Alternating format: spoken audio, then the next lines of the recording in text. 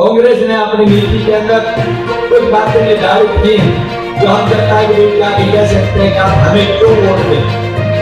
वे घोषणा पत्र के माध्यम से दिया। भाजपा की गारंटी को कोई नहीं मानता। जिन लोगों ने 2014 में कहा था 15 लाख आएंगे वो नहीं आए, वो लोगों को रोजगार देंगे वो नहीं हुआ, बेटी बचाओ बेटी पढ़ाओ का नारा देंगे वो आप देख सकते हैं कि हमारी अच्छी किसानी विदेश के साथ उन्होंने तय किया। और किस तरह से उन्होंने किसानों के साथ जिस तरह से दुर्घटनाओं के अंदर किसानों को मारा गया फिर भी उनको मंत्री पद से उन्होंने नहीं अपडेट किया। ये इन सब बातों का प्रतीक है कि वो सिर्फ अपनी बातों को कवर करना चाहते हैं और जनता को गुमराह करके ज्वलंत समस्याओं से दूसरी तरफ ध्यान बांटना चाहते हैं। आज कांग्रेस ये कहती है कि हमें अगर आपने सत्ता दी तो हम वापस इस प्रदेश की बिजली को लाइन पर लेके आएंगे। 2 लाख जो पोस्टें खाली पड़ी हुई है उनको भर्ती करके यहाँ पर लोगों को रोजगार देने का, खासतौर पर युवाओं को रोजगार देने का, भविष्य देने का काम करेंगे। और ये हमारे बुजुर्ग हैं, इनका भी भविष्य अंधकार में है क्योंकि दोनों पार्टियों ने पहले वादा किया। एक कहते हैं 3100 देंगे पेंशन, दूसरी कहते हैं 5100 देंगे, नहीं 3100 होगा 5100। और कांग्रेस ये कहती है जिस दिन सत्ता है 1 महीने के अंदर आपको 6000 रुपये बुजुर्ग को मिलेगा, 12,000 को 400 रुपये का सिलेंडर मनमोहन सिंह के बैंक के रहा तो ये कपड़े उतार के प्रदर्शन करते थे हाई महंगाई और अब 1100 हो गया तो बोलते नहीं। अब 500 रुपये का सिलेंडर देने का काम कांग्रेस ने गारंटी किया तो बाहर होकर 300 यूनिट बिजली फ्री। और भाई बीपीएल परिवार को हमने 100 नोट दिए थे 85 में दिए उसके बाद भी, लेकिन अब परिवार बढ़ गए हैं, जमीन बिजली है, एक छत के नीचे सोकर में माँ बाप भाई बहन बेटा बेटी रिश्तेदार आपको सही तरीके से सामाजिक उपयोग नहीं कर सकते। उनको जरूरत है दूसरी जमीन की, उनको जरूरत है बड़ी जमीन की, उनको जरूरत है वोट की। तो कांग्रेस ने फैसला किया जब नोट तो देंगे 100 गज का, खाती नोट नहीं देंगे, 2 कमरे 1 रसोई नहीं बात देंगे। हमारे बहन कोई विधवा हो गई है तो उसको 6000 रुपये पेंशन देंगे।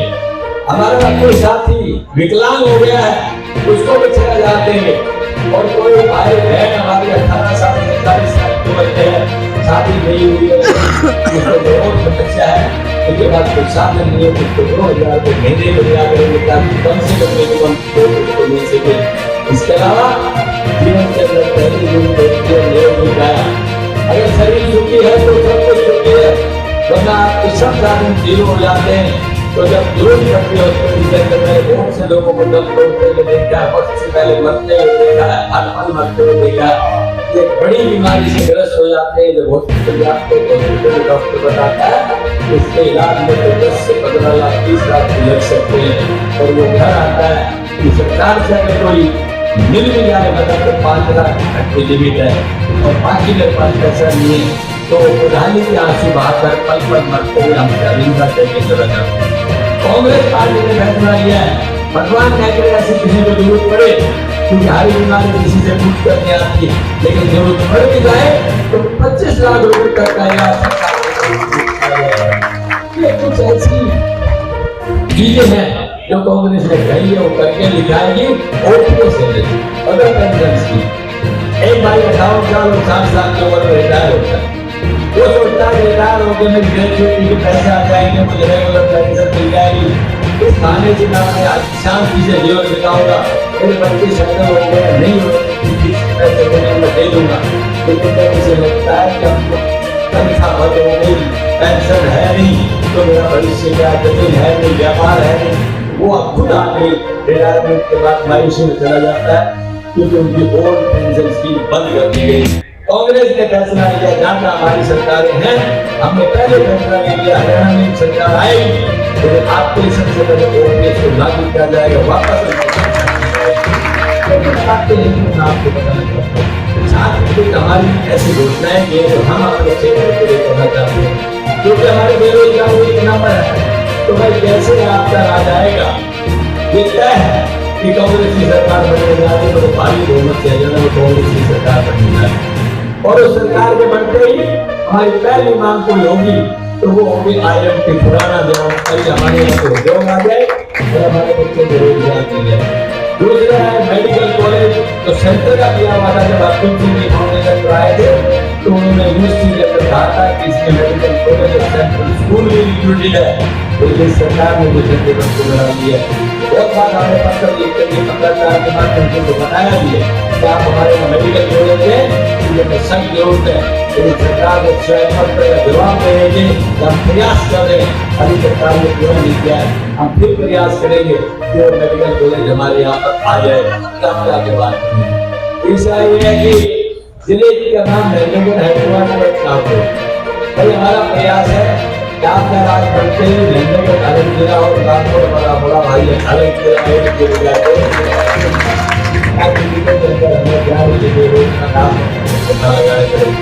कुछ बातें थी इनके बारे में बात से करना चाहता हूँ। अभी राहुल जी ने लोग सुझाव दिए, मैं अच्छी बात मानता हूँ कि कोई आदमी गरीब बात करता है तो सकता है जैसे तो कोई बुराई की बात होना भी चाहिए, ऐसा प्रयास भी ठीक बताया आपने।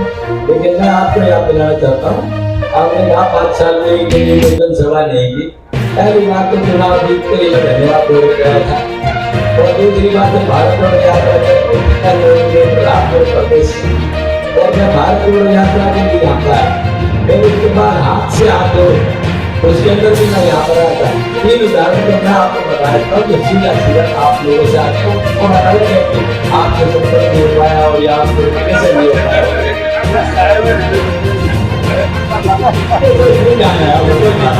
और दूसरी बात मैं बताता हूँ जी, आपको पता है इस गांव से मेरा सबसे पहले दिल को सब दिन जो मैं धन्यवाद कर दूं, आज तक कोई चुनाव आपने नहीं हराया, हर चुनाव आपने जीता। ये क्या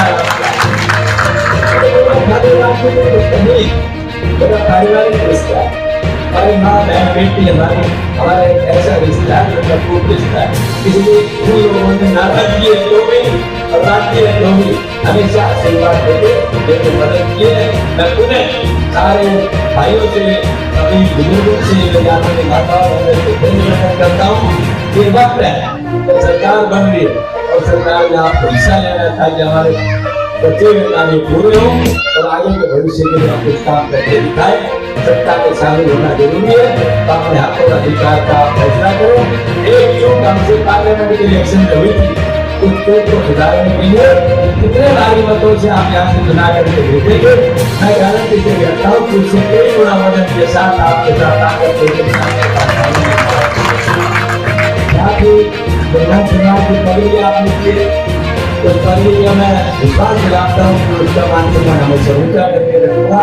और आपसे भी निवेदन, इस पगड़ी की गरिमा आपको भी देगा।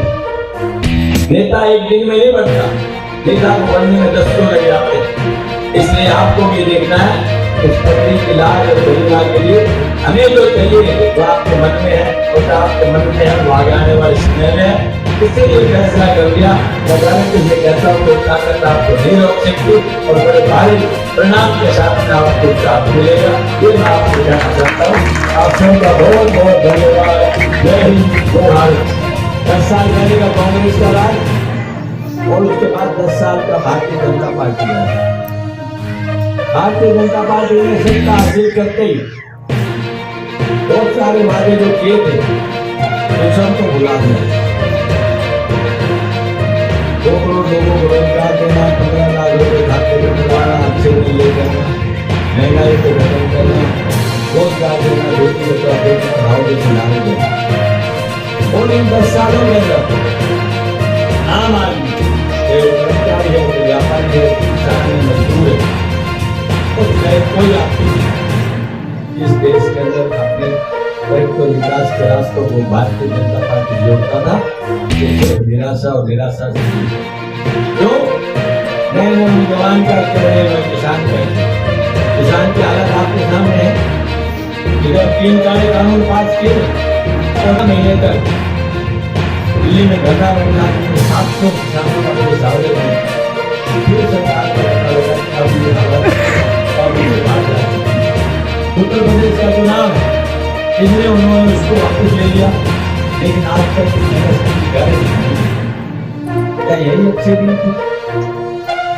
आपने देखा होगा जहाँ जवान की बात आती ये इलाका छोटी जमीन का, जहाँ पर किसान इतनी मेहनत करके 2 की रोटी कमाता है, लेकिन जब वो फसल बाजार में खरीदने जाता है तो जब आयुष्य आता है उसका भाव नहीं मिलता।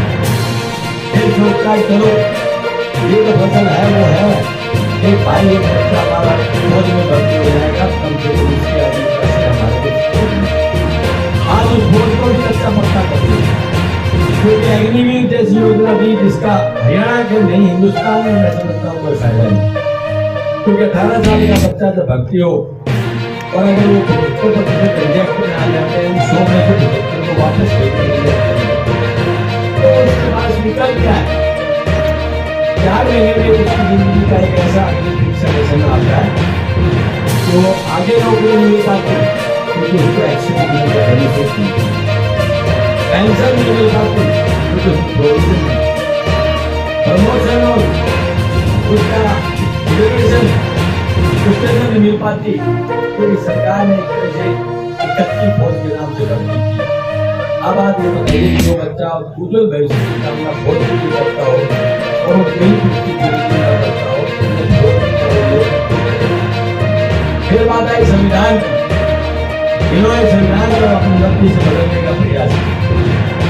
तो शुक्र है हमारे लोगों का, भाइयों का, राष्ट्रपति ऐसी समाज का जिन्होंने बहुत जबरदस्त जवाब इस चुनाव के अंदर दिया और 400 के नारे को 240 किलोमीटर दिया।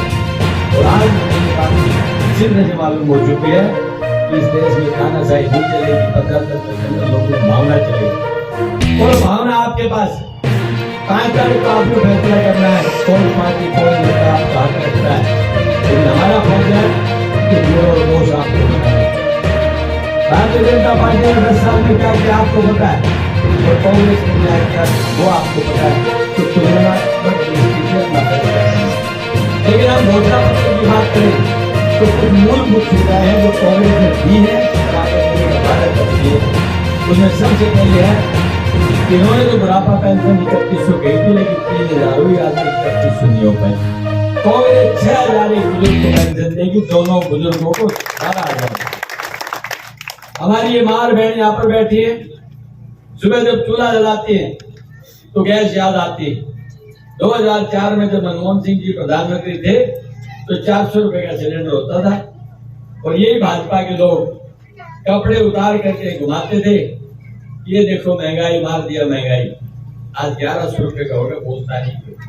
डीजल पेट्रोल तब 50 और 55 रुपए था, आज 90 और 95 हो गया।